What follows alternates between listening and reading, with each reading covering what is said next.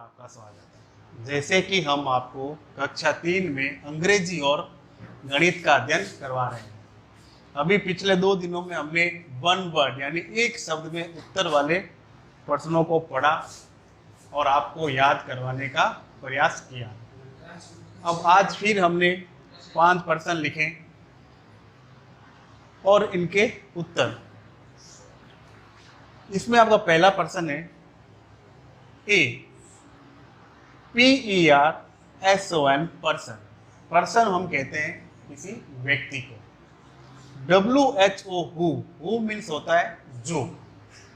TREATS treats means होता है इलाज करना। SICK सिक मीन्स होता है बीमार। और पर्सन मीन्स व्यक्ति, यानी a person who treats sick person, यानी वह व्यक्ति जो बीमार व्यक्तियों का इलाज करता है। कौन करता है बीमार व्यक्तियों का इलाज? डॉक्टर करता है। कौन करता है? डॉक्टर।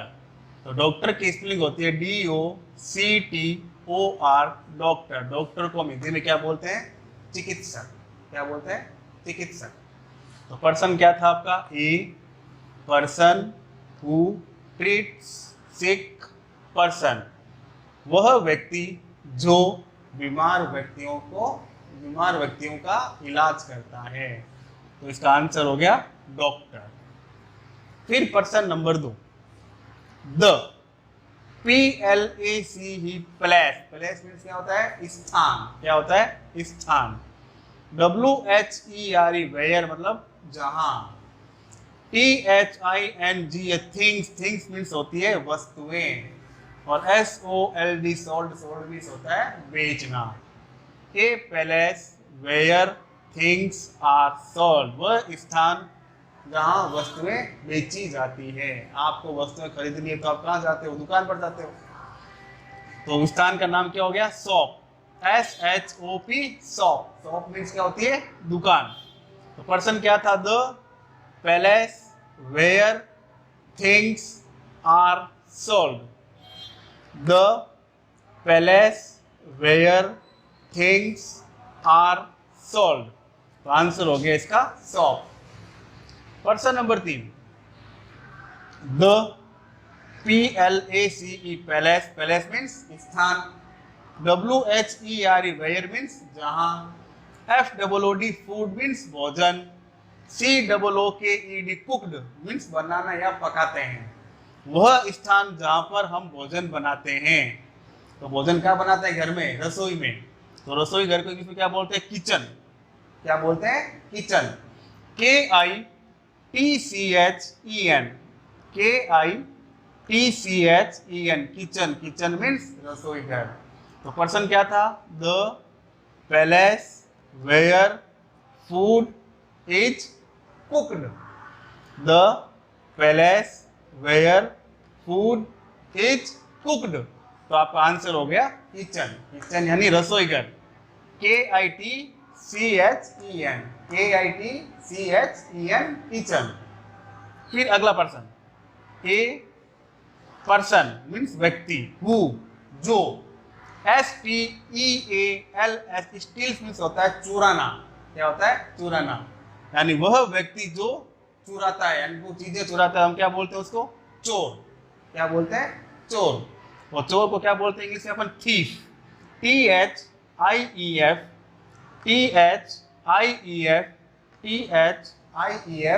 थीफ। थीफ मीन्स क्या होता है? चोर। यानी ए पर्सन हु स्टील्स, यानी वह व्यक्ति जो वस्तुएं चुराता है या जो चोरी करता है। तो आंसर हो गया इसका थीफ। फिर person number 5, the PLACE place. Place means स्थान। WHERE where. HINDU Hindu. WORSHIP worship, यानी वह स्थान जहां हिंदू पूजा करते हैं। वर्शिप मीन्स क्या होता है? पूजा करना। तो the palace where Hindu worship, यानी वह स्थान जहां हिंदू पूजा करते हैं। तो कहाँ पूजा करते हैं? वो मंदिर में। और मंदिर को हम क्या बोलते हैं? टेम्पल।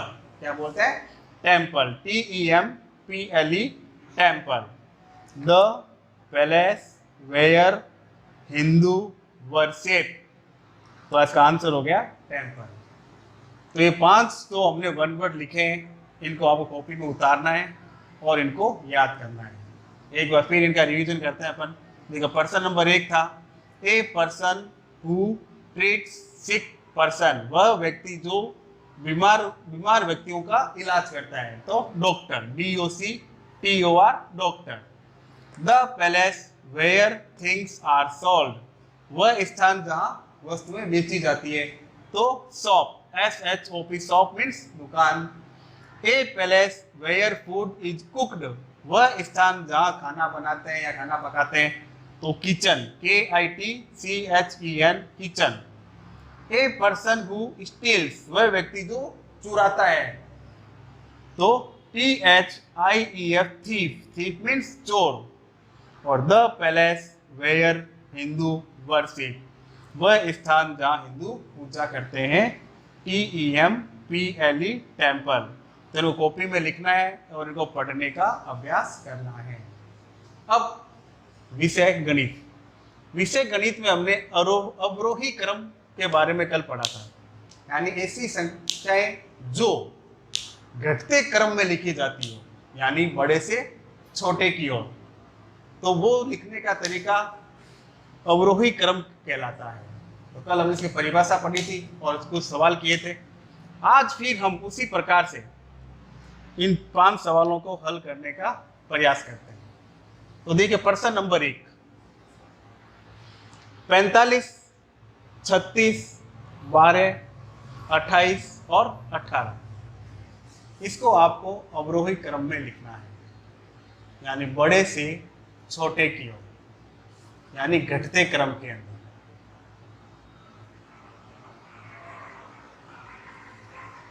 कैसे लिखेंगे आप?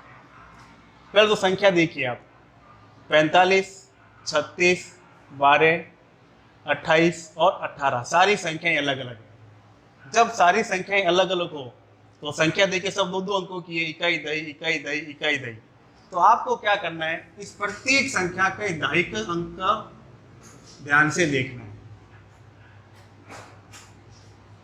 तो दहाई के अंक देखिए 4, 3, 1, 2, 1। अब इसमें एक एक की देखो 2 संख्या है, 12 और 18।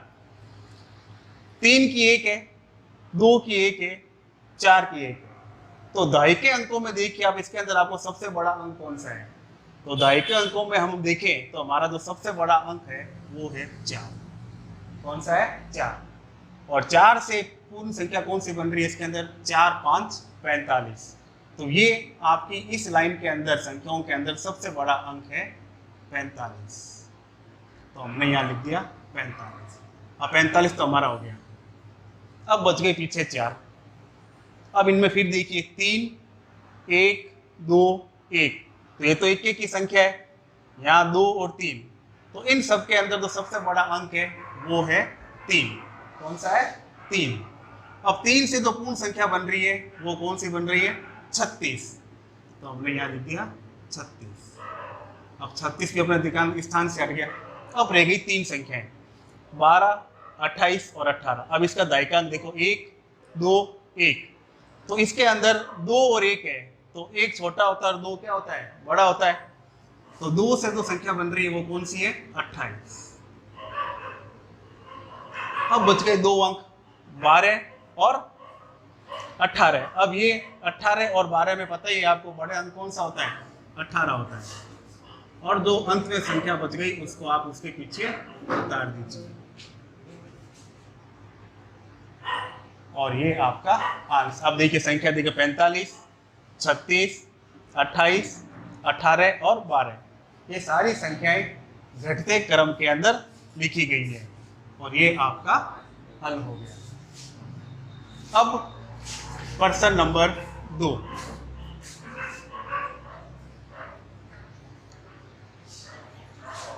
हर सवाल में आपको संख्याओं को पहचानने का तरीका अलग अलग होगा।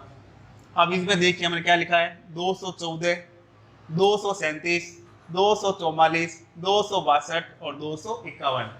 अब इनमें देखिए सबके अंदर सैकड़े की संख्या सेम है, 2 2 2 2। तो आपको इसको सरल बनाने के लिए आपको क्या करना है, इसका इकाई और दहाई का जो अंक है उसके आधार पर इनकी पहचान करनी है। तो यहाँ पर देखिए 14 दे रखा है, यहाँ 37 है, यहाँ 44 है, यहाँ 62 है और यहाँ 51 है। तो इन संख्याओं को गौर करते हुए इनको बड़े से छोटे क्रम के अंदर लिखना है। तो देखिए सबसे पहले 14, 37, 44, 62 और 51। तो इसके अंदर सबसे बड़ा अंक जो है अभी 62 है। कितना है? 62। तो 62 जो पूर्ण संख्या जो बनती है वो है 262। तो हमने 262 को पहले लिख दिया। अब ये अपने स्थान से हट गया एक बार। अब रह गए 4 अंक, 214, 237, 244 और 251। अब इनमें पीछे देखो 51, 44, 37 और 14। तो 14, 37, 44 और 51 के अंदर सबसे बड़ा अंक कौन सा है? 51। और इससे पूर्ण संख्या क्या बन रही है? 251। तो इसको हमने यहाँ पे उतार दिया, यानी अब ये भी गया। अब रह गए आपके पास 3 अंक, 214, 233 और 244। इसके पीछे देखो 14, 37, 44। तो इसके अंदर जो बड़ा अंक हुआ वो हुआ 44। और 44 से संख्या बनी आपकी 244। ये भी गया। अब रह गए 2 अंक आपके पास, 214 और 237। तो 14 छोटा होता है, 37 क्या होता है? बड़ा होता है। तो आपकी अगली संख्या बनी 237।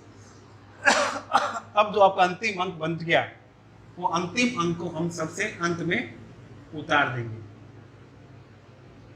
तो अब संख्या देखिए 262, 251, 244, 237 और 214। ये सारी संख्या देखिए घटते क्रम के अंदर है और यही आपका आंसर है।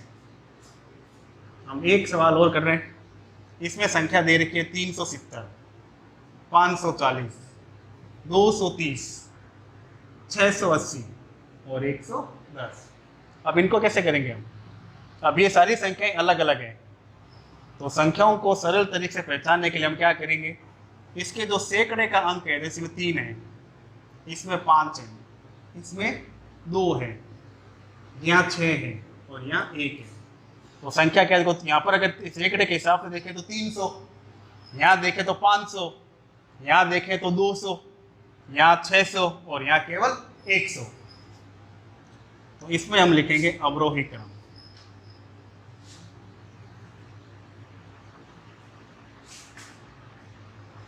अब सैकड़े से पहचान करें तो देखिए 100, 600, 200, 500, 300। तो यहाँ पर बड़ा कौन हुआ? 600। और 600 से अंक कौन सा बन रहा है बड़ा? 680। ये क्या?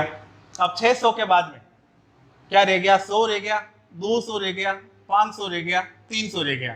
तो इसमें सबसे बड़ा कौन सा होगा फिर? 500। और 500 से पूरी संख्या बनती है हमारे पास 540, यानी ये संख्या भी आपकी हो गई। अब रह गया 370, 230 और 110। तो 100, 200, 300। तो बड़ा कौन सा हो गया? 300। तो इस 300 की संख्या है पूरी 370, यानी अब ये अंक भी नहीं है आपके पास। अब रह गए 230 और 110। तो आपको पता है कि 100 और 200 में 200 संख्या बड़ी होती है, तो हमने लिख दिया 230 और अंत के अंदर रह गया आपका 110। तो इस प्रकार से आप दी गई संख्याओं को सरल तरीके से कर सकते हैं। अब यहाँ पर देखिए 2 सवाल दे रखे हैं। ये सवाल आपको स्वयं अपने आप कॉपी में हल करने हैं और इनको समझते हुए करना है। और ये जो हमने 1 वर्ड लिखे हैं, इन 1 वर्डों को लिखना है और कॉपी में उतार कर याद करना है।